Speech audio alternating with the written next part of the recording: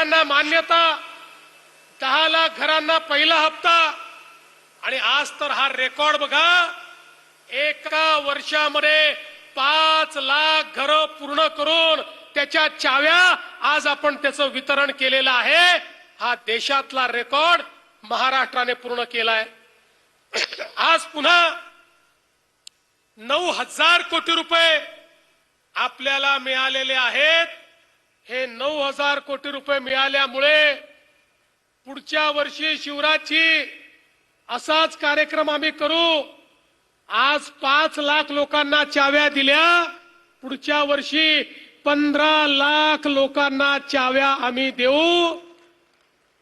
आणि बंधू भगिनींनो, अरे गरीब कल्याणाचा विचार तर अनेक लोक मांडत होते, पण मोदीजी बघा 30 लाख घरं म्हणजे 1.25 कोटी लोकांना त्यांच्या घरावर छत मिळत आहे. 1.25 कोटी लोक जे झोपडीमध्ये राहत होते ते स्वतःच्या पक्क्या घरामध्ये या ठिकाणी चाललेले आहेत.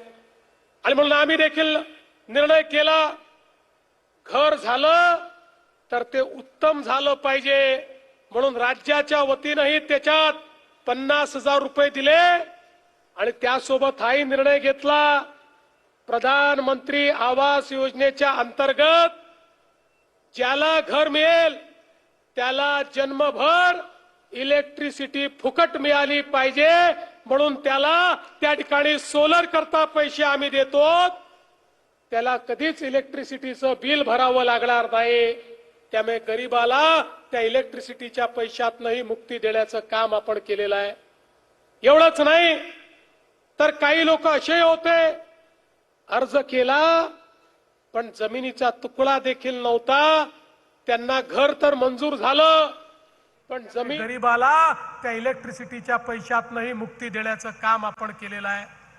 एवढंच नाही तर काही लोक असे होते, अर्ज केला पण जमिनीचा तुकडा देखील नव्हता, त्यांना घर तर मंजूर झालं पण जमीन नसल्यामुळे घर बांधता येत नव्हतं. त्यांना जमीन घेण्याकरता 1 लाख रुपये आपण दिले, सरकारी जमिनी दिल्या, वेगवेगळ्या प्रकारचे आरक्षण रद्द करून त्या ठिकाणी त्यांना जमिनी दिल्या. त्यामुळे त्यांना जमीनही मिळाली आणि घरही मिळालं. बंधू भगिनींनो, एखाद्याच्या जीवनामध्ये स्वतःचं घर मिळणं यापेक्षा मोठी अधिकारिता काही नसते. ते घर देण्याचं काम त्या ठिकाणी आपण केलेलं आहे. आणि आता तर बघा,